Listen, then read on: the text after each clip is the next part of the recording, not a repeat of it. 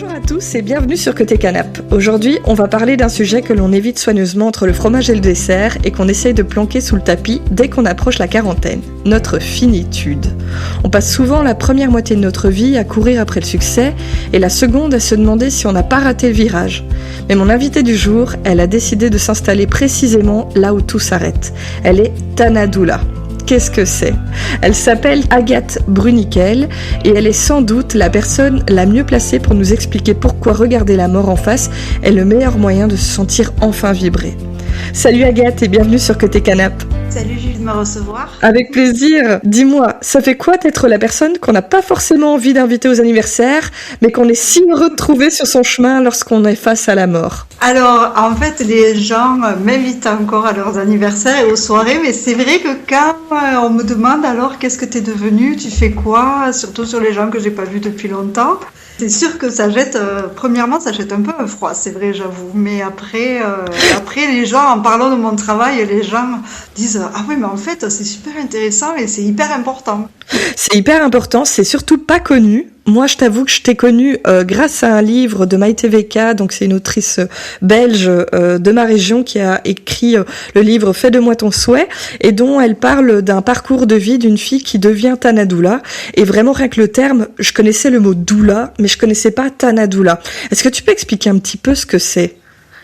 Bien sûr, alors bien souvent on connaît les doulas de naissance. Donc c'est celles qui aident à la préparation de l'accouchement, au postpartum. Les Tana Doula, en fait, c'est les doulas, mais de la mort. Donc ça vient de deux mots, donc de Thanatos, qui est la mort en grec, et Doula, qui est la servante, en grec également. Donc nous, on est les servantes de la mort, c'est-à-dire qu'on aide au dernier passage, en fait. En gros, c'est ça, ouais, on aide sur la fin de vie, donc c'est un accompagnement qui est non médical, qui est essentiellement spirituel et émotionnel.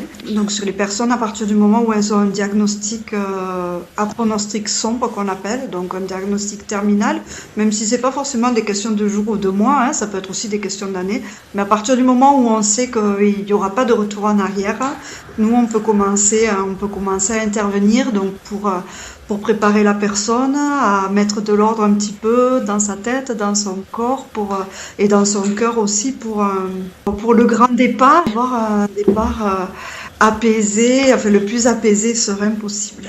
Et c'est vrai que c'est pas courant, mais quand tu le présentes comme ça, on se dit doula, ça semble être un métier d'évidence, aider à la préparation de la naissance, mais comment ça se fait que finalement ce métier de Tana Doula, c'est quelque chose de pas encore fort connu dans nos régions. Toi t'es de France, moi je suis de Belgique, c'est pas un métier qui est fort connu en fait.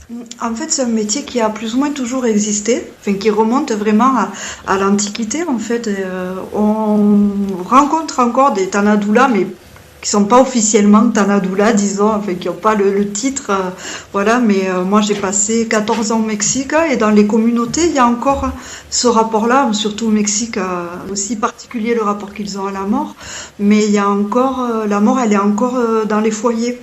Nous ici en France et plus généralement dans la culture occidentale, on a sorti déjà il y a plusieurs décennies la mort du foyer, c'est-à-dire avant les gens mouraient à domicile, ils étaient veillés à domicile, et il y avait vraiment la veillée de corps avec même les enfants qui jouent à côté, etc. Là maintenant, de nos jours, c'est très rarement ça, c'est souvent on meurt à l'hôpital, de l'hôpital on passe à la morgue, de la morgue on passe au funérarium, du funérarium au crématorium ou à l'église et ensuite au cimetière. Donc il y a vraiment tout ça, je pense que ça a contribué à comme tu disais, essayer de ne pas le voir comme si le fait de ne pas l'avoir, ça allait éviter qu'on y passe, quoi. Dans nos cultures, il y a vraiment une peur de la mort, en fait. Mais tu dis, toi, tu as vécu au Mexique. Est-ce que c'est de là que t'es venue cette envie de te lancer dans ce métier ?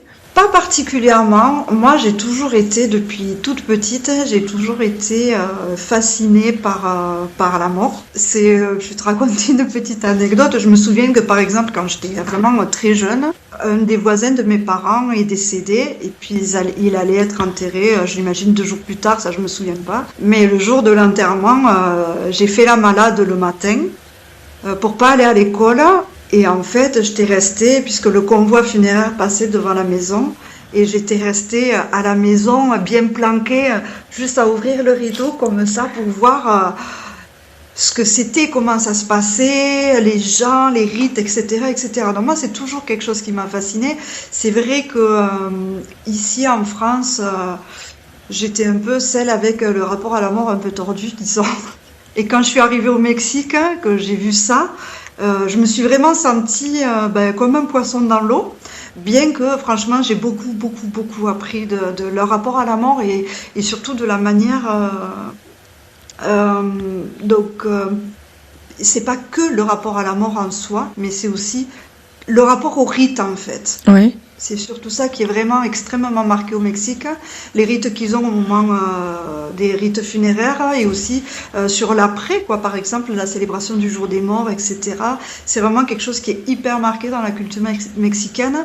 Et c'est vrai que moi, je m'y suis sentie hyper à l'aise de pouvoir être dans un endroit où la mort est autre chose que profondément triste et profondément austère, comme c'est le cas ici, par exemple, au moment de la Toussaint. Voilà. Donc c'est pas ce qui m'a donné envie de faire ce travail, mais il est clair que dans mon travail, je porte beaucoup de ces années-là que j'ai passées au Mexique. Tu as tendance à voir en fait cette mort, toi, plutôt pas joyeusement, je vais dire, mais tu ne la vois pas comme avec ces rites européens qu'on a. En fait, moi, je pense, et c'est pour ça que j'ai commencé à faire, que je me suis formée pour ce travail, c'est que moi, je considère qu'en fait, la mort, elle mérite autant d'attention, de soins et d'accompagnement que la naissance. Sur ma perception personnelle, j'ai un peu de mal avec les représentations de la mort, la représentation occidentale du squelette avec une grande cape noire et une faux, etc. Moi, je vois pas ça du tout comme ça, en fait. Moi, quand les gens ils me disent, mais toi, pour toi, c'est quoi la mort? Mais moi, je vois plutôt, tu vois, genre un gros nuage blanc, comme les nuages, tu sais, blancs, comme ceux des bisounours, tu sais, bien pleins, là, comme ça, bien douillés. Moi, j'imagine ça, en fait, quoi. Que c'est un nuage de douceur et de chaleur qui nous prend et qui, certes, nous enlève à nos proches et nous enlève à la vie terrestre.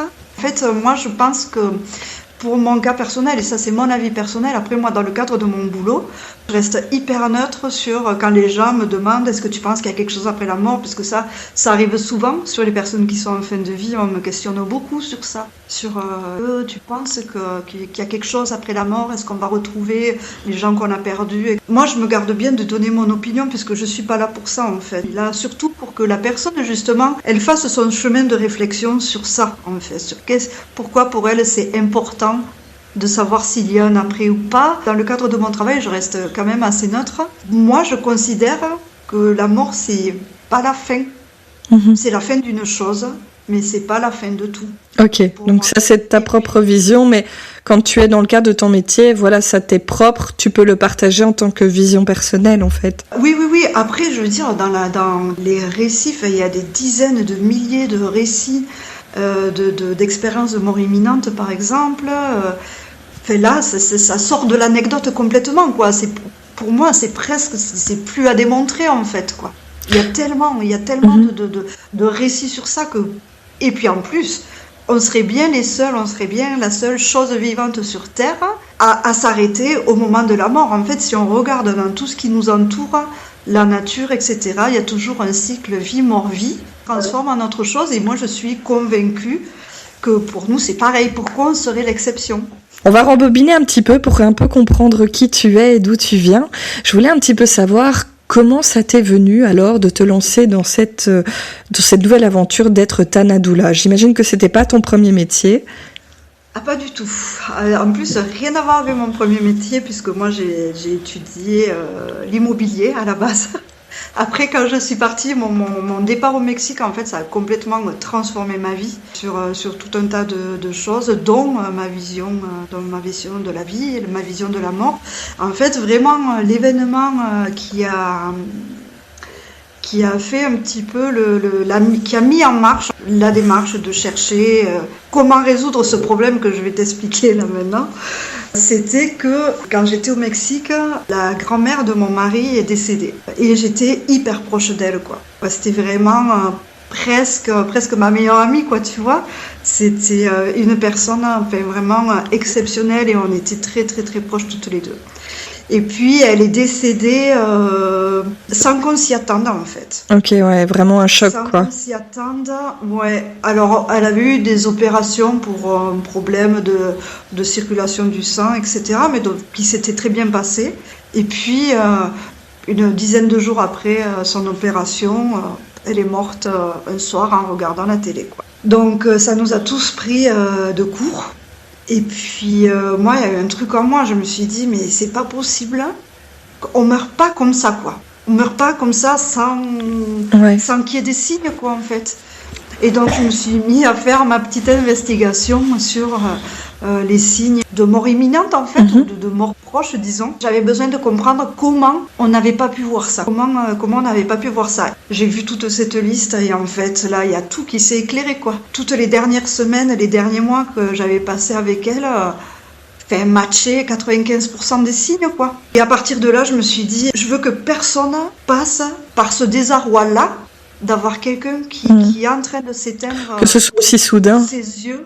Voilà, sous ses yeux. Ouais. Parce qu'en fait, au final, moi, quand j'ai vu tous ces signes, je me suis dit, mais en fait, elle n'est pas morte d'un coup. T'es vraiment dans, pas le déni, mais le fait de refaire cette recherche, c'est que tu refuses un peu cette mort imminente, comme tu dis, ça peut pas être juste ça, point. Oui, pour moi, ça Voilà. ne pouvait pas être juste ça, c'était pas possible, quoi. Et quand j'ai vu les signes, en fait, et que j'ai vu qu'effectivement, c'était vraiment ce qui s'était passé pour elle, quoi. Et que j'avais été témoin de ça sans savoir que ça, c'était l'annonce de sa mort dans les jours et les semaines qui allaient suivre, quoi.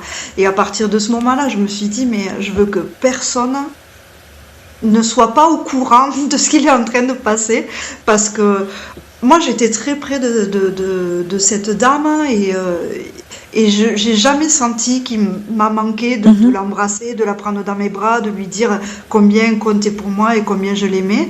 Mais ça, c'était propre, je veux dire, c'est une histoire privée, donc qui a été ce déclencheur en te disant, mais les gens ne peuvent pas subir ça. Et c'est ça qui a été le déclencheur pour toi de te dire, mais là, il y a un truc, enfin, presque un appel, je vais pas dire à la solidarité, mais t'as eu un élan un besoin d'aider les autres pour te dire, il faut que j'éclaire les autres sur ce que moi j'ai découvert. absolument. Ok. Parce que moi, je pense que, comme je te disais, j'étais très proche d'elle. J'ai pas senti qu'il m'avait manqué de faire des choses, de dire des choses, etc., etc. Mais je pense que si j'avais su qu'elle était vraiment en processus de fin de vie, un processus de mort, il y aurait certaines choses que j'aurais peut-être fait un petit peu différemment, ou du moins avec une autre conscience. Et ça, c'est ça aussi, parce que moi, je me suis dit, s'il y a une personne qui est en train de s'éteindre, qui est en train de mourir, il faut que les proches puissent, comme la personne elle-même en fin de vie, en fait, il faut que tous puissent se retrouver autour du lien, en fait, pour permettre autant ceux qui restent de dire au revoir que la personne qui part aussi. Ouais.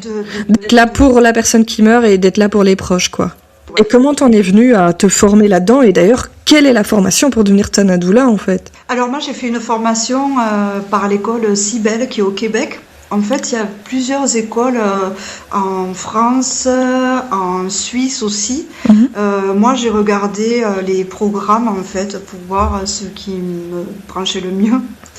Et c'est celui de l'école Cybelle que j'ai trouvé le plus complet, en fait. C'était une formation de 1200 heures que j'ai faite, où vraiment on voit donc les processus physiologiques de la fin de vie, mais aussi on étudie en détail vraiment tous les types de deuil. T'as dû apprendre tous les rituels parce que, enfin, je veux dire, en fonction des religions, déjà, rien que ça, mais c'est assez vaste, en fait, les rituels de chacun. Oui. Et puis tout est différent d'une culture à une autre, d'une religion à une autre. Et puis la manière de mourir aussi, ça peut conditionner le type de rituel, etc. Donc oui. T'as fait cette formation, là ça reste encore un peu du théorique. Et donc tu as une expérience privée, du théorique, mais quand tu te lances enfin et que tu te dis voilà, j'ai fait ma formation, je suis Tana Doula. Comment tu vis le truc en fait? Comment, quand tu as je vais pas dire le client, ce serait bizarre de dire client dans ton cas, mais la première personne que tu dois venir en aide, comment ça se passe pour toi? Comment ça se passe pour elle? Parce que il y a cet aspect empathie. Tu vois, tu vas prendre la douleur de quelqu'un. Je sais pas dire si cette assistance que tu offres, c'est dans le temps. Enfin, comment tu le gères en fait ton job finalement? Juste avant de répondre à ta question, je vais juste faire une toute petite parenthèse, puisqu'en fait mon travail, ça repose principalement sur 3 situations. Donc la fin de vie, l'accompagnement de la fin de vie pour la personne en fin de vie et ses proches, l'accompagnement du deuil et l'éducation à l'amour. C'est les 3 aspects. Donc c'est des tâches c'est des missions, disons, qui sont différentes en fait selon la situation. Donc par exemple, sur une fin de vie, c'est vrai que c'est un peu délicat. Généralement, c'est pas les personnes en fin de vie qui me contactent, puisque le métier est encore assez méconnu. Mais les personnes que j'ai eues en accompagnement de fin de vie, ça a surtout été des personnes ou des proches de gens que j'ai accompagnés sur des deuils, par exemple. Ok. Parce que c'est vrai qu'un accompagnement en fin de vie, il n'y a pas de date limite. Hein. Je veux dire, tu sais pas quand est-ce que c'est la fin et donc tu es amené à être là tout le temps. Comment ça se passe? Que ce soit concret pour les gens qui nous écoutent? Non, pas forcément. En fait, c'est des sessions d'accompagnement que je fais. Après, sur les personnes en fin de vie, il y a des processus à partir du moment où la personne apprend que le diagnostic est irréversible et la personne n'est pas toujours disposée à regarder les choses en face. Elle sait qu'elle va mourir, mais elle n'est pas prête. Il y a un déni, ouais. À en parler, exactement. C'est les fameuses étapes du deuil. Exactement. Et donc, du coup, il y a, sur les personnes qui sont sur les accompagnements de fin de vie, des fois, il faut un peu... En fait, il faut être là, mais jamais devant la personne, en fait, surtout à côté. Un petit peu comme un bâton de randonnée, disons, où si elle a besoin, tu es là pour l'aider à avancer sur son chemin. Ouais. Après, moi, j'ai toujours, c'est proposer sans imposer et être sans envahir, en fait. Parce qu'il m'est arrivé déjà de commencer des accompagnements de fin de vie, faire une session et puis 10 jours après une autre session. Et puis après, la personne veut laisser décanter un petit peu ses émotions et je la revois des fois un mois et demi après. Ça peut arriver. Ou alors, il y a des gens qui veulent me voir toutes les semaines, par exemple. Ça, c'est vraiment... Moi, c'est un peu... Je vais pas dire que t'es pas un psy, mais t'es une personne de référence par rapport à ça. Parce qu'ils te voient comme ayant une expérience face à la mort. Alors, effectivement, je suis pas une psy.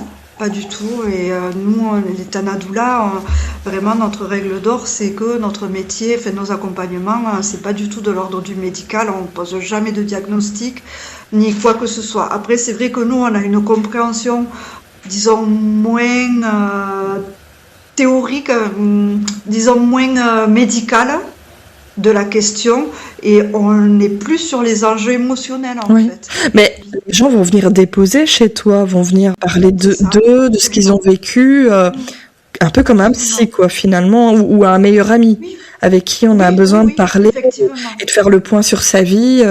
Et toi tu reçois ça, donc comment toi tu le vis en fait? Ça fait, je ne sais pas combien d'années, mais très longtemps. En fait, j'ai été en thérapie au long de ma vie, quoi, en pointillé. Mais évidemment, là, depuis que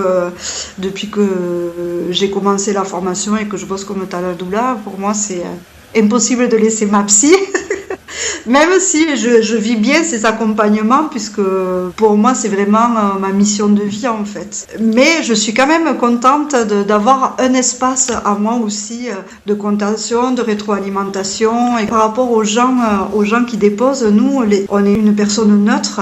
Et c'est vrai que c'est différent d'en parler à un psy, où parfois le cadre est un peu trop rigide et les gens ont peur d'être jugés. Nous, on n'est pas là du tout pour ça, quoi. On n'est pas là pour ça. Nous, on ouvre juste un espace où la personne justement peut venir déposer tout et n'importe quoi, et même des choses qu'elle n'a jamais osé dire. Ou que...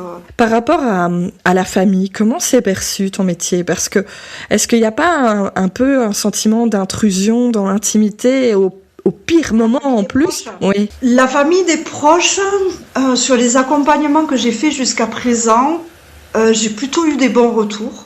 C'est tellement pas courant que je me dis que tu pourrais être confronté à des peurs et parfois de la colère des gens face à la mort aussi, de se dire il y a une intruse qui vient dans notre intimité, veiller entre guillemets le mort, enfin la personne qui est en phase terminale, ça peut toujours être difficile en fait pour cette personne.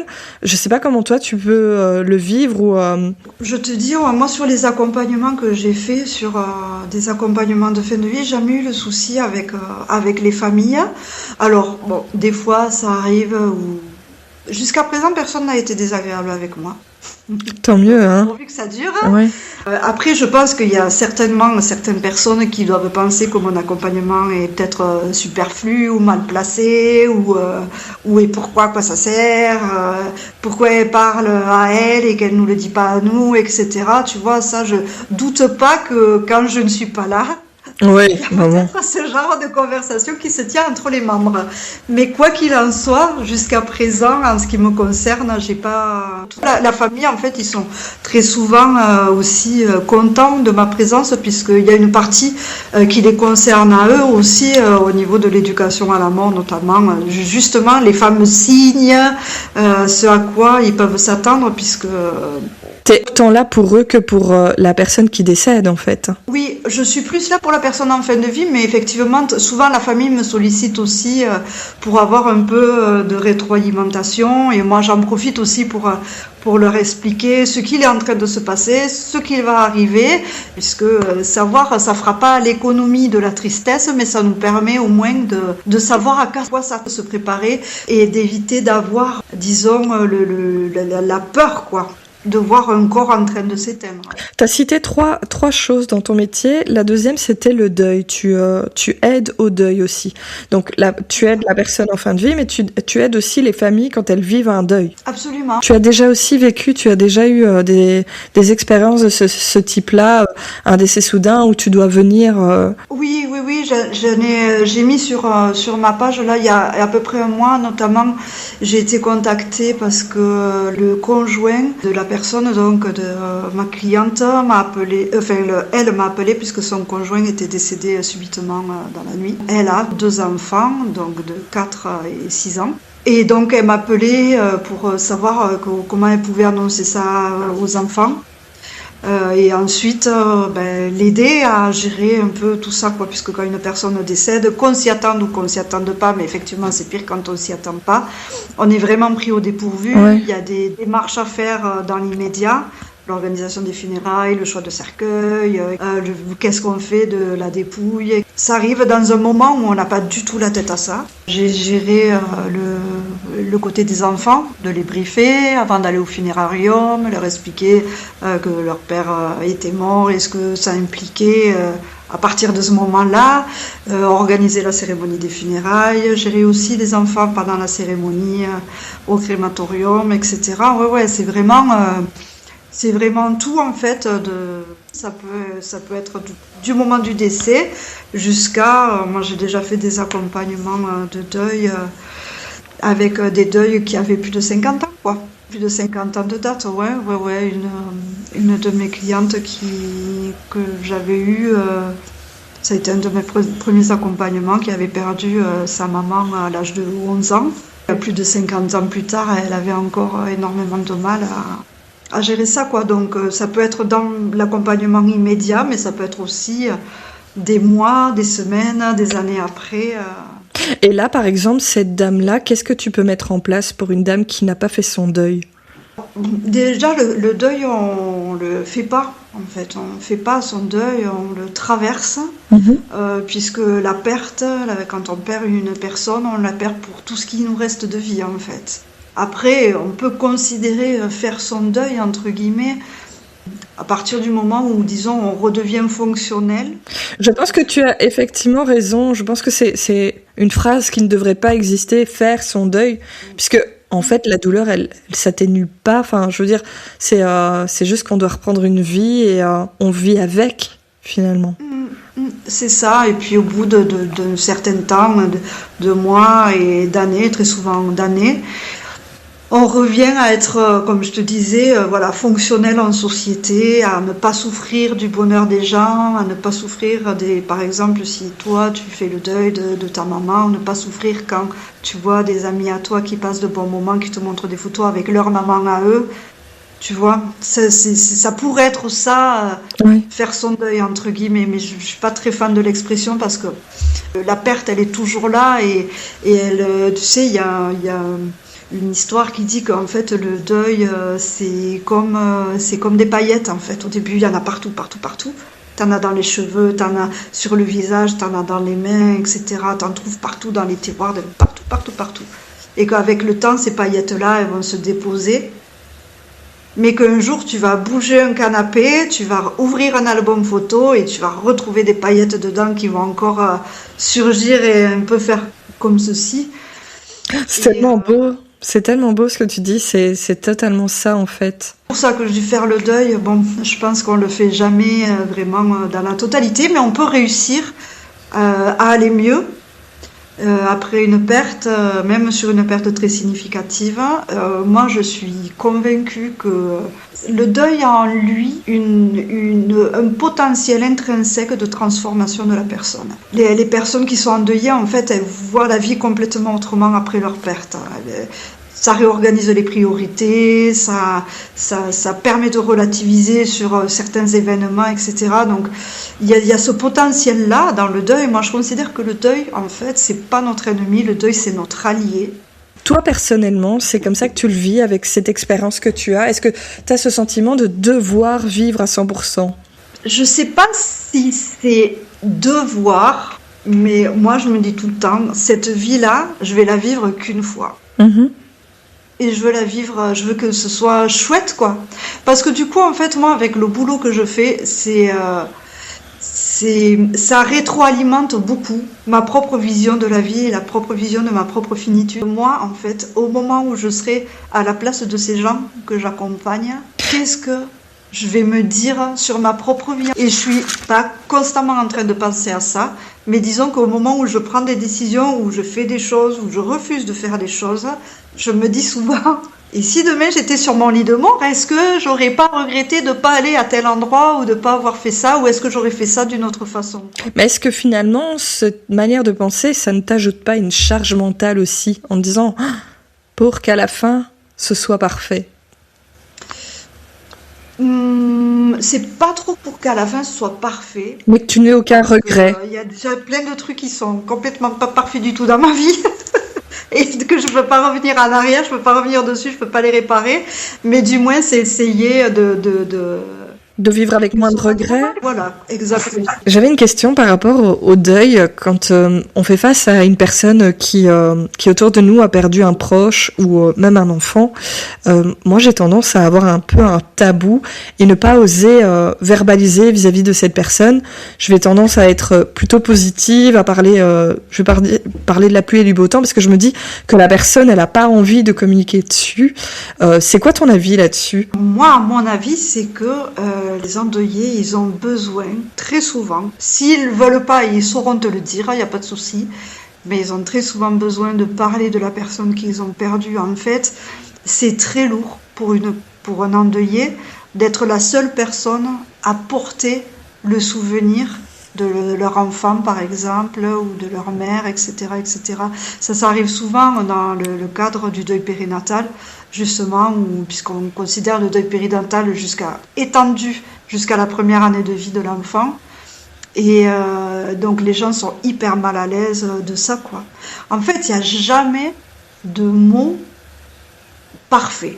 Il y a juste des mots à éviter, quoi, du genre ça va aller, sois fort. Alors ça, moi, je suis un peu plus de cette phrase, quoi. Je matraque la tête des gens en disant je te fais promettre, ne dis jamais ça à un endeuillé, quoi. Parce qu'en fait, c'est horrible. Les endeuillés, ce dont ils ont besoin, c'est un endroit où parler, un endroit où pleurer, un endroit où être en silence aussi, mais sentir qu'ils ne sont pas les seuls apporter ça. Si tu sais pas quoi dire, tu peux faire, par exemple. Mhm. Tu vois, tu peux préparer un repas, par exemple. Ouais. Tu vois, parce que les gens qui vivent un deuil, et surtout en début de deuil, ils ont l'énergie pour rien, même pour les choses les plus basiques, quoi. Et ils négligent des choses de base, comme l'alimentation, par exemple. Donc tu peux préparer, genre, Parfois, je pense que des le geste lasagnes. et la présence, c'est peut-être Oui, ça le plus important. exactement, Faut pas toujours des mots, exactement. finalement. Mm. Voilà, et puis il faut pas hésiter à inviter un endeuillé à sortir, même si tu penses que il est trop triste, qu'il n'a pas la tête à ça, qu'il n'aura pas envie, qu'il va dire non. Il va peut-être dire non 15 fois, mais il faut continuer, il faut continuer, il faut continuer, il faut jamais lâcher, parce que très souvent, il y a du monde en début de deuil, mais après, au bout de 6 mois, etc., les gens qui vivent pas ce deuil, ils tournent la page, quoi. Personne qui le vit, en fait, les gens commencent à partir, à se détacher, ils sont mal à l'aise, ils ont pas trop envie d'écouter tout le temps le chagrin de quelqu'un. C'est demandant d'accompagner une personne qui est en deuil. En fait, le chagrin des autres met mal à l'aise, je Le chagrin pense. des autres met mal à l'aise. C'est d'ailleurs pour ça qu'on dit aux gens, allez, il faut que tu sois forte, quoi. C'est Il horrible, faut hein, que tu comme sois forte, phrase. ça veut dire, ok, t'as le droit d'être triste, mais dans ta chambre, quoi, en gros, tu vois. Ouais. On cache Et, Dans notre société, on n'a pas le droit d'être triste. En tout cas, on a le droit le temps du rite funéraire, quoi. Et ensuite, on passe à autre et puis chose. après, allez, hop, hop, hop, quoi. Ouais.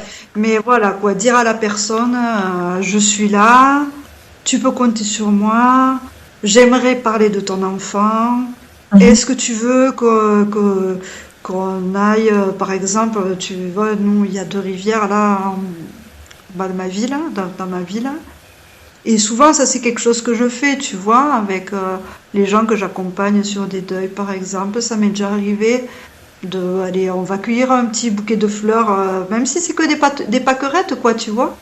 Mais on cueille des fleurs, ou alors en automne, des jolies feuilles mortes, etc., etc. On les ramasse avec intention, en mettant, par exemple, ben ça, c'est le souvenir, celle-ci, c'est pour le souvenir de quand ma maman m'a accompagnée le jour de mon mariage, ça, c'est le souvenir de tout ça, ou ça, c'est ce que je voulais pour mon Mhm. enfant. Avoir une promesse d'intention sur le bouquet que tu formes, en Voilà. fait. Exactement, et Mhm. ensuite l'offrir à la rivière, par exemple, tu vois, tu peux proposer des choses comme ça, ou est-ce que tu veux est-ce que tu as des photos de ton enfant? Est-ce que tu veux m'en parler? J'aimerais bien t'écouter à ce sujet, Oui. tu vois. Bah, Comme je te effectivement, dis, que si la personne, elle veut pas, elle te le dira. le deuil périnatal, c'est un sujet qu'on aurait pu, je pense, aborder vraiment longuement. C'est aussi un peu tabou, c'est un peu comme tu Oui. disais, il y a un post Instagram que tu avais fait avec des dictats en disant tu es jeune, tu en referas un, mais on Mhm. remplace pas un être vivant en fait. Enfin c'est Rien, je- une je- personne ne remplacera un enfant qu'on a perdu, ça c'est sûr. enfin moi je suis maman et je réalise même pas qu'on puisse sortir ce genre de phrase en fait. Humainement, c'est Mhm. comme tu disais le Mais tu fameux. sais, ça part, en fait, c'est de la maladresse Oui, plus qu'autre oui, chose, quoi. C'est pas mal mais c'est violent. intentionné, c'est juste qu'on ne sait pas faire. On sait pas faire, on n'a On pas sait pas appris en faire, et fait, hein. puis, ouais, on On n'a apprend pas beaucoup de appris. choses, mais pas les relations humaines finalement, Oui, ça c'est va. ça. C'est ça. Et en plus, dans le cadre dans le cadre de la tristesse, hein, d'être quand on est face à la tristesse, très souvent, on a tendance à vouloir réparer. Oui. Alors qu'en fait, un deuil, ça peut pas se réparer. Une perte, ça peut pas se réparer. La mort, c'est pas réparable, c'est pas possible. C'est parce qu'on Et fonctionne par souvent, étapes, peut-être, et qu'on se dit, allez, maintenant, il faut passer à l'étape suivante. Du coup, la tristesse, elle doit partir dans l'organisation. mhm, Parce qu'on est toujours sur un chemin, bon, allez, c'est bon, t'as mis ta pierre, maintenant tu passes à l'étape suivante. Donc, ouais, comme tu dis, on n'accepte pas le chagrin des autres. Et il ne peut pas durer. C'est pas acceptable, ça. voilà. C'est dérangeant si ça dure, ça nous Ouais. met mal à l'aise parce qu'en fait, C'est notre je propre pense malaise, en fait, qu'on devrait exactement, travailler sur notre exactement. Je pense propre que malaise, ça nous met, ça nous projette face à nos propres peurs. nos propres pertes, quoi, nos propres peurs, notre propre finitude. Qu'est-ce qui pourrait arriver, par exemple, à mes enfants? Qu'est-ce que je ferais si ça leur arrivait? Enfin, On a parfois des voilà. croyances que de ne pas y penser ou de passer à autre chose, ça nous arrivera pas, hein. Oui. Moi, la première, hein, Aussi, j'avoue. Hein. ouais. Et aussi dans exactement la même croyance que si on en parle, ça va la précipiter aussi, quoi. Ouais. Tu vois, parce il y a ces deux, c'est les deux faces d'une même pièce, celle-ci. C'est assez étrange. Hein. Tu proposes pas des formations en milieu scolaire, des conscientisations? Alors, en milieu scolaire, non, parce que en milieu scolaire, il faut intervenir des gens qui ont l'agrément de l'académie, chose que je n'ai pas. Après, je fais des conférences. Ah oui. Je fais des conférences. Après, j'organise, moi, tous les mois, dans ma ville, j'organise des cafés mortels. Un café mortel par mois, pour le moment. Donc, le café mortel, c'est, on se retrouve au café et on parle de la mort pendant 2 heures à peu près. Et c'est un endroit pour que les gens puissent déposer ce qu'ils ont à déposer sur leur chemin de deuil, sur leur rapport à la mort, C'est sympa, c'est un peu atypique. Ouais, c'est sympa. Si tu as l'opportunité, s'il y en a près de chez toi, je te conseille d'y aller. Je vais me renseigner si ça existe, parce que j'ai jamais entendu. Ouais, c'est chouette. Ouais, c'est des moments qui sont bien. Souvent, quand j'invite les gens, les gens ils disent non parce qu'ils ont l'impression que ça va être 2 heures où on va tous C'est fumer, quoi. mortel. Ouais, c'est vraiment littéralement mortel, mais en fait, c'est des moments qui sont chaleureux, quoi. Où évidemment, il y a de l'émotion Oui. puisqu'on parle de ce sujet. Mais parfois, ça peut être Mais aussi humoristique, ça peut mais oui, être un moment où on rigole tout le temps. on échange rigole tout le temps, des on rigole tout le anecdotes de temps. vie d'époque et Oui. c'est plutôt léger. C'est ça, ouais, on rigole aussi, quoi. Il y a beaucoup de moments qui sont légers dans les cafés mortels, donc voilà ça. Et ensuite, j'interviens aussi, donc soit au niveau des conférences, soit sinon, parfois aussi, ça m'est arrivé d'intervenir auprès de petits groupes de personnes, justement ou au sein des familles, par exemple. Je peux complètement intervenir si, par exemple, il y a une personne de la famille qui va décéder, tu vois, genre un papy, une mamie qui est malade, pour préparer les enfants notamment. J'aime bien, moi, bosser avec les enfants. C'est pas trop dur. En fait, les enfants, ils ont un rapport à la mort qui n'a rien à voir avec le nôtre. Et très souvent, nous, les adultes, on projette nos angoisses sur eux. J'ai une anecdote par rapport à ça. Je sais pas si tu vas me valider ou pas. Mon petit garçon, on élève des poules et on élève des poussins. On les élève, on les fait en couveuse, etc. On a fait ça quand il avait 2-3 ans. Et malheureusement, le poussin, je l'ai mis dans une cage. À un moment donné, il a mangé son ouate et il est mort. Triste. C'est pendant qu'il était à l'école. J'étais mal. Donc j'ai fait disparaître le poussin. Parce que je me suis dit, je ne veux pas qu'il le voie. Et donc, On va remplacer, non, je l'ai pas remplacé. Mais je n'ai rien dit. Et donc il est rentré et il dit, il est où le poussin? Je dis, mais il est retourné avec sa maman. Et il m'a regardé, il m'a dit, il est mort. et ça a été très naturel, en fait, pour lui, que ce rapport à la mort, c'était, il est mort, point, c'est tout. Et à plusieurs reprises, en fait, maintenant il a 7 ans, mais dans son rapport à la mort, c'est très simple, en fait. On vit, on meurt, et il y a des petits passages où je le vois triste parce que son chat est mort, donc on a une statue de notre chat, dans le jardin, et donc il y a des fois il va lui faire une petite paquerette mais c'est une petite fraction de seconde, et après il repasse à la vie normale. Et moi j'en apprends beaucoup de ça parce que parfois je voudrais qu'il soit plus dans l'émotion, plus dans la tristesse aussi, quand ça nous arrive, et non, c'est blanc ou noir avec des petites nuances de temps en temps quand il l'a décidé. Mais tu vois, Papa, je vais te raconter une anecdote, moi, des trucs que j'adore en fait, de bosser sur le thème de la mort avec les enfants, parce que déjà, en soi, c'est hyper important, puisque surtout quand ils sont confrontés à une perte, quand ils sont petits, puisque les premières pertes de notre vie, en fait, elles vont vraiment conditionner les suivantes, les autres pertes, qu'elles soient réelles ou symboliques. Donc c'est hyper important. Moi, c'est un peu... je me mets ma cape de super Tanadoula, tu vois, pour faire en sorte que tous les gamins que je croise dans le cadre de mes accompagnements ou pas, ils aient un rapport à la mort qui soit pas celui des adultes. Mais bon, bref, sur l'accompagnement dont je t'ai parlé tout à l'heure, là, de la famille dont le papa est décédé subitement et que... C'est chaud à encaisser ça pour un enfant. Ouais, c'est difficile. Ce qui est chaud, en fait, c'est pas tant le côté de l'émotion, mais c'est plutôt le côté de la nouvelle, en fait. De réaliser que, ok, papa est mort et il reviendra plus. Est-ce qu'ils réalisent en fait à cet âge-là? En fait, ça dépend de l'âge qu'ils ont. Ils commencent à avoir, les enfants, ils commencent à vraiment comprendre le concept de mort. Alors, je te dis un âge, mais c'est vraiment, les lignes sont un peu fluides, hein, ça dépend vraiment de la maturité de l'enfant.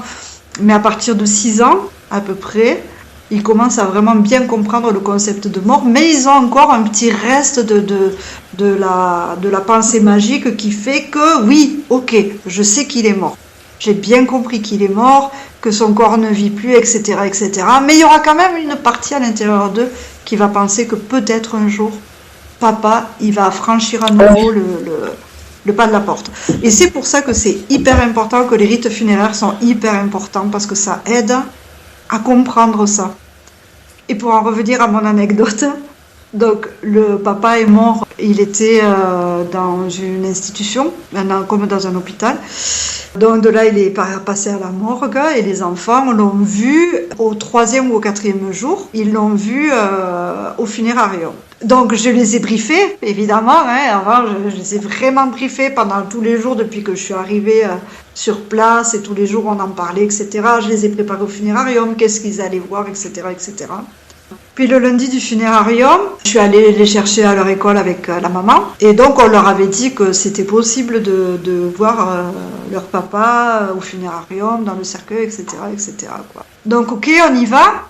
Et puis en fait, arrivé là, donc moi je leur avais expliqué, on va rentrer, on va passer la porte et vous allez voir donc le cercueil avec papa avec la tête surélevée sur un coussin, mais il a les yeux fermés, il a la bouche fermée, la vie a quitté son corps, etc., etc. Ben, je reprends toujours, je remouline la même chose. Et puis donc on arrive là-bas et puis ils regardent comme ça, un peu sous tous les angles, ils se mettent au-dessus du cercueil.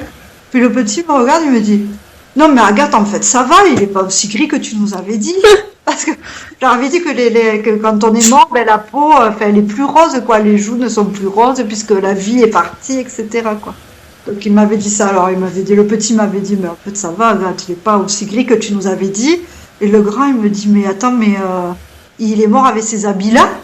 Dis-moi, c'est maman qui a donné les habits pour l'habiller. Le petit me dit, mais tu crois pas qu'il va s'ennuyer tout seul dans le cercueil, tu vois? Donc c'est des trucs, moi je trouve ça génial, puisqu'en fait, moi, notamment sur cet accompagnement-là, je me suis dit, mais en fait, à quel moment la société nous met dans la tête qu'il faut pas voir, faut pas parler, faut pas toucher, etc., quoi, tu vois. Mais c'est vrai que Garder cette pureté d'appréciation, en fait, comment les enfants... tu parles de ce rite de voir le corps, par exemple, notamment. Moi, c'est quelque chose, j'ai toujours eu très peur de ça. Et donc, je n'ai jamais voulu voir un corps de mes proches, etc. Parce que j'ai peur que ça déforme l'image que j'en ai de cette personne. Souvent, il y a très souvent les parents, notamment quand il y a le cas de est-ce que l'enfant peut voir un corps ou ne peut pas, ou ne doit pas le voir. Moi, je pense que les enfants, ils peuvent tout voir, tout comprendre et participer à tout. Alors évidemment, voir un corps, il faut voir dans quel état est le corps. Oui, ça, forcément. c'est clair. Après, si c'est un corps qui est accidenté, si c'est un suicide, un homicide, etc., enfin, si le corps est vraiment très très altéré, il vaut mieux ne pas le voir. Et par exemple, c'est possible d'aller voir donc le corps qui est couvert et juste montrer la main, tu vois, par exemple, la main du défunt. Après, les enfants, en fait, ils peuvent tout comprendre, mais il faut leur expliquer. Il faut leur expliquer qu'une personne qui est morte, elle n'entend plus, elle ne respire plus, elle ne parle plus, elle ne sent plus, la vie a quitté son corps. Donc du coup, la peau est un peu plus grise, elle est rigide, elle est froide, etc., etc. À partir du moment où on leur explique que eux, ils peuvent visualiser en fait, avant de voir vraiment. Avec ça, c'est bon, quoi. Il y a tout un tas de fantasmes autour de la mort et qui viennent aussi, qui s'imposent à l'enfant de par les adultes, en fait, quoi. De pas parler du mort parce que l'enfant qui arrive, enfin, les enfants, ils sont pas cons, hein, ils voient, ils sentent qu'il y a quelque chose, quelque chose qui se passe. Et ils amplifient, en fait, les peurs amplifient, je trouve, le fait de pas dire, ça accentue la peur. Enfin, Ouais. je trouve, moi c'est mon expérience personnelle, j'ai perdu mon grand-père à mes 6 ans et ça a été vraiment ça, Il est tombé malade, donc il a disparu d'un coup. Il est tombé, enfin, il est passé de son lit la dernière fois que je l'ai vu à l'hôpital, et puis je l'ai plus jamais vu. Et donc j'ai pu m'imaginer des tas de choses, et puis je l'ai plus vu du tout. Et donc mon deuil, il a été réellement fait des années plus tard, parce que j'avais pas conscience en fait de ce que c'était la perte de mon grand-père, quoi. J'avais pas du tout percuté, quoi. Oui, oui, en fait, les rites funéraires, ils servent à ça, quoi. Et c'est d'autant plus important pour les enfants, parce que du coup, les enfants, à partir du moment où ils ont vu leur père dans le cercueil, ils ont dormi comme des bébés, quoi. Moi, quand j'étais là-bas, il a fallu aussi que j'argumente un peu. Alors, la maman des petits, elle a jamais remis en question ce que je disais, quoi. Tu vois, elle m'a dit, moi, si tu me dis que c'est mieux qu'ils aillent, ils vont y aller, etc.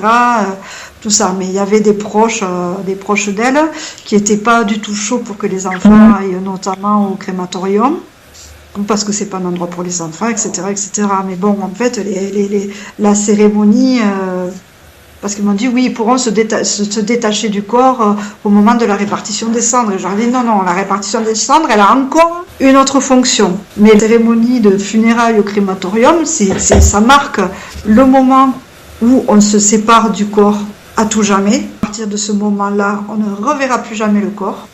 Donc ça marque ça. Ensuite, ça marque aussi le début du chemin de deuil.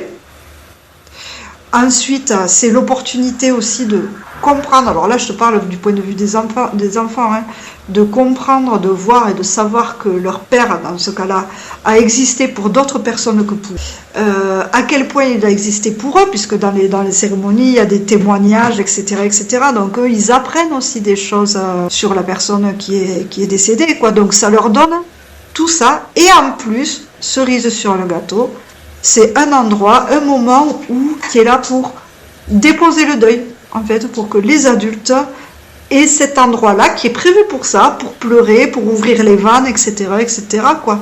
Et aux enfants, c'est important qu'ils apprennent eux-mêmes les rites, en fait. Voilà, et qui voient surtout les adultes qui se permettent de pleurer, parce que c'est leur donner aussi aux enfants la permission de pleurer à leur tour. Et dans cet accompagnement, c'est d'ailleurs ce qui s'est passé. Les enfants, ils avaient vraiment très peu pleuré, pour dire pratiquement pas pleuré, tous les jours qui ont séparé le dernier moment où ils ont vu leur père au moment du crématorium. Et en fait, au crématorium, ça y est, quoi. Les larmes, elles ont commencé à couler. Alors, c'était pas les gros pleurs, les gros sanglots, tu vois, mais c'était les grosses larmes, là, qui roulaient sur les joues. Moi, quand j'ai vu ça, mais je trouvais ça, pour moi, c'est magnifique, quoi. C'est horrible de dire ça, mais... Non, mais ils conscientisent, en fait. Okay. Ouais. Ça y est, quoi. Ils ont compris, quoi. Ouais. Quelle expérience. Ouais. C'est chaud, hein.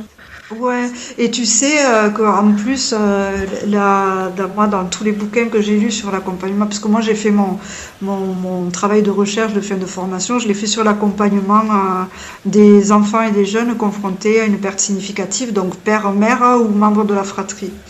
Et sur tous les ouvrages que j'ai lus et les témoignages, etc., et toujours les enfants auxquels on n'a pas laissé voir, dire au revoir, etc. à la personne décédée, le reproche toujours à l'un ou à un autre, quoi. Le parent peut expliquer aussi, mais il faut expliquer à l'enfant.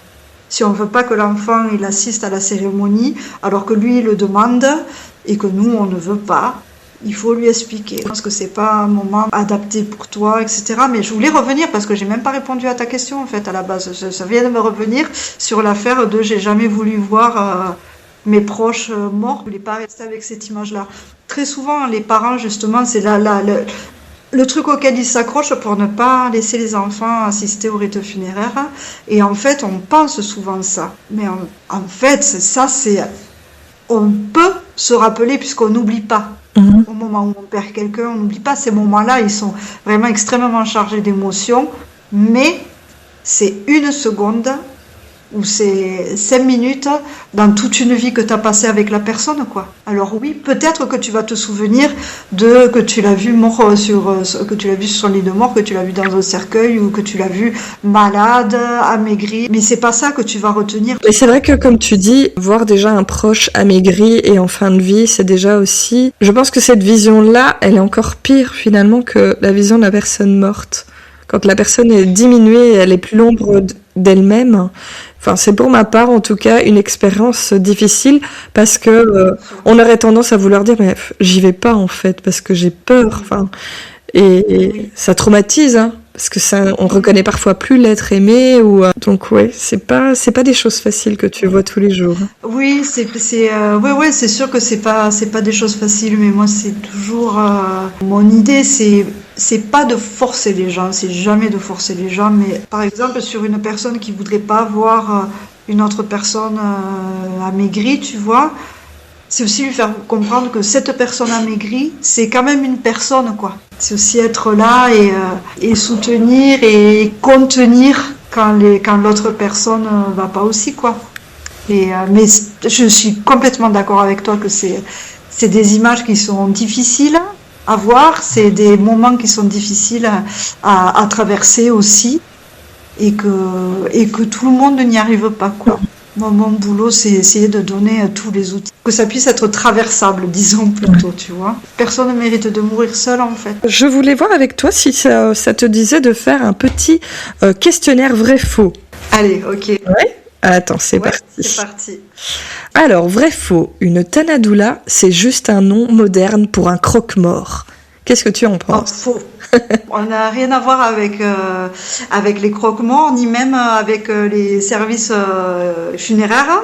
On est complètement complémentaires d'eux, mais on fait pas du tout le même travail. Est-ce que selon toi, parler de la mort avec ses proches permet de réduire l'anxiété? Oh oui, oui, oui, oui, oui.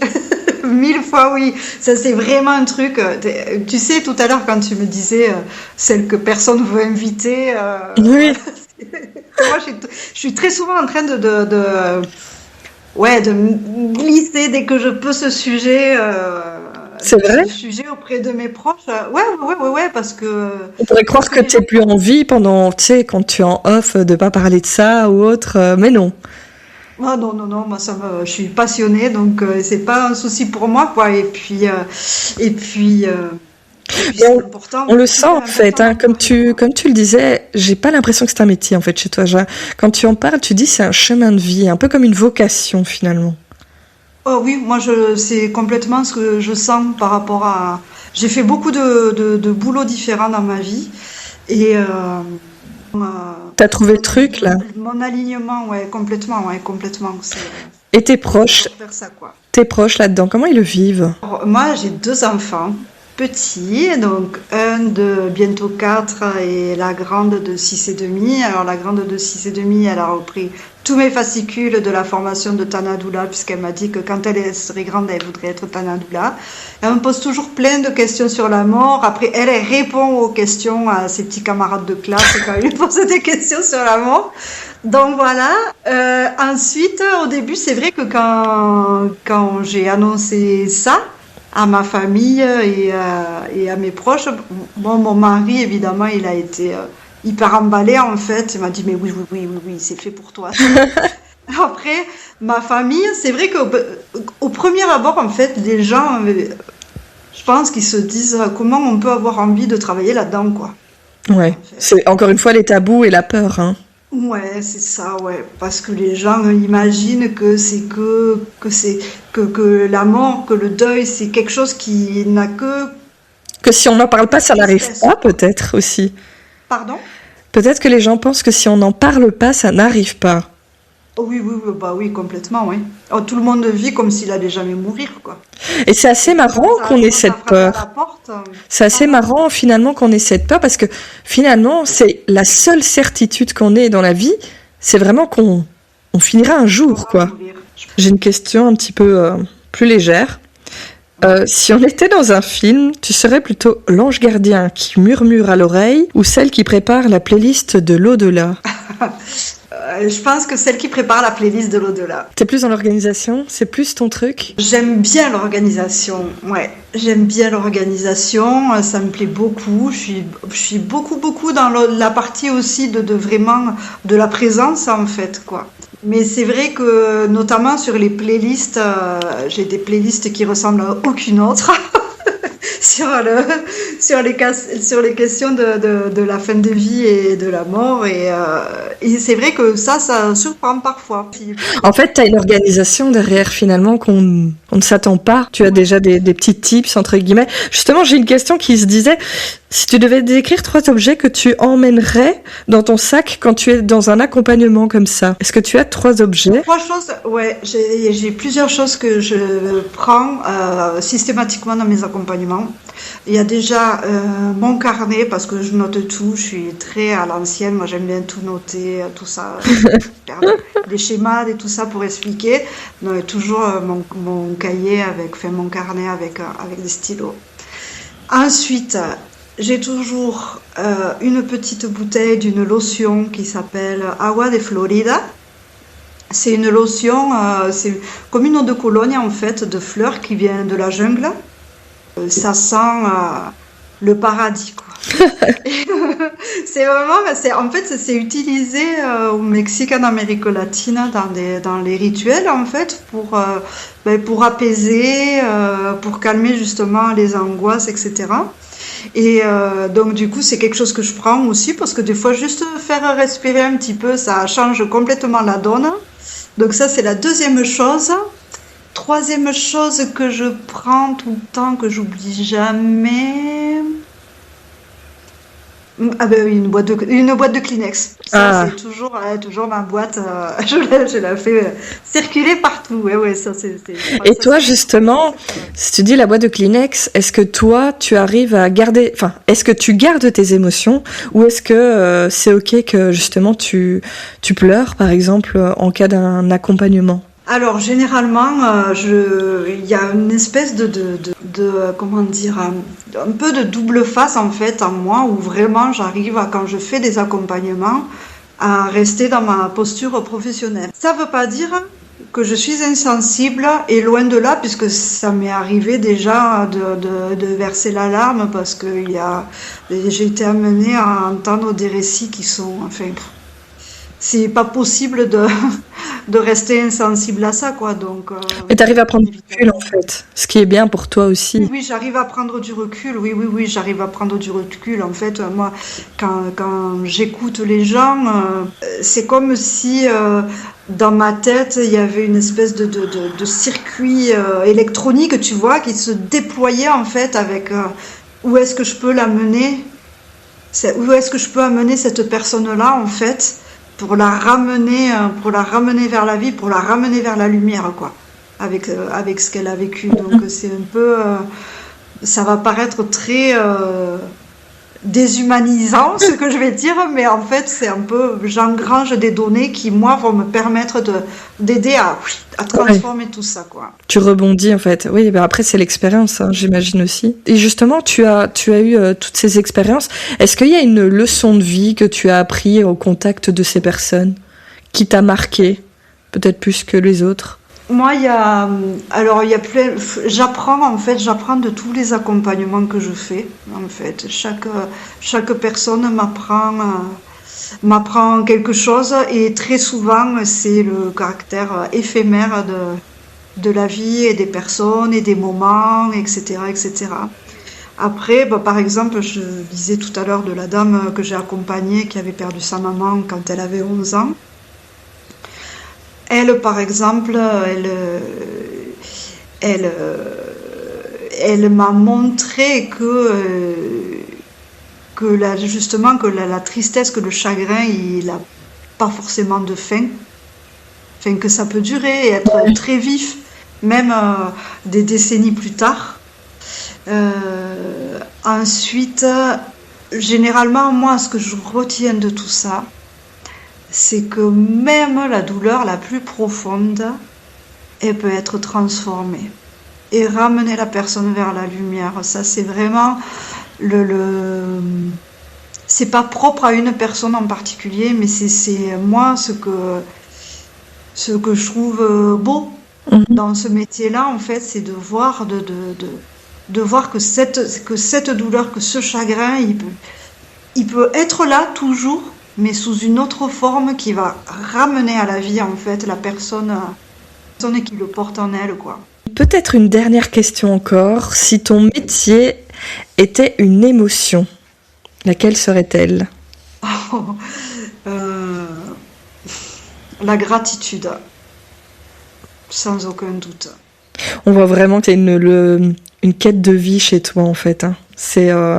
J'ai l'impression que tu en apprends encore plus que tu ne donnes finalement quand tu fais ce métier. Oui, un peu comme si c'est ton petit chemin. Comme tu disais, tu vois, mon chemin, s'il s'arrête demain, on dirait que tu es là, à chaque expérience, finalement, tu trouves quelque chose à prendre pour toi et continue ta quête, continue ton chemin. Oui, moi quand j'ai commencé à faire la formation, moi c'est toujours ce que j'ai dit en fait. J'ai dit à partir du moment où une seule personne aura transcendé plus sereinement qu'elle ne l'aurait fait si elle n'avait pas été accompagnée, rien qu'avec une personne, tout aura valu la peine, quoi. Tout aura valu l'effort, etc., etc. Et j'en ai eu plein, des gens comme ça